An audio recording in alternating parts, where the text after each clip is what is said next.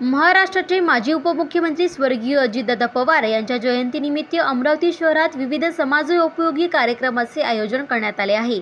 या उपक्रमात रक्तदान, रुग्णांना फळ वाटप, मोफत आरोग्य तपासणी तसेच अंध विद्यार्थ्यांना भोजनदान अशा सेवाभावी कार्यक्रमांचा समावेश करण्यात आला आहे। प्राप्त माहितीनुसार 24 जुलै 2026 रोजी सकाळी 12 वाजता वीरांगना राणी दुर्गावती सभागृह, आदिवासी कॉलनी, काँग्रेस नगर रोड येथे माननीय संजय खोडके यांच्या हस्ते एसटी महामंडळाचे NMC कार्डचे वाटप करण्यात आले। जिल्हा सामान्य रुग्णालय इरविन येथे रुग्णांना फळ वाटपाचा कार्यक्रम होणार आहे।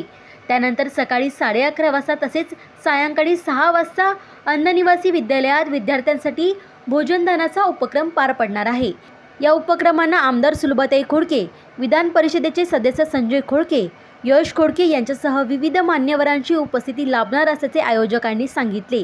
या समाजोपयोगी कार्यक्रमाचे आयोजन सुहानिसी जावरे, रामचरण चव्हाण, राजू भैया केबलवाले यांच्या पुढाकारातून करण्यात आले असून नागरिकांनी मोठ्या संख्येने सहभागी होऊन NMC कार्ड व सेवा कार्यात योगदान द्यावे असे आवाहन आयोजकांनी केले आहे।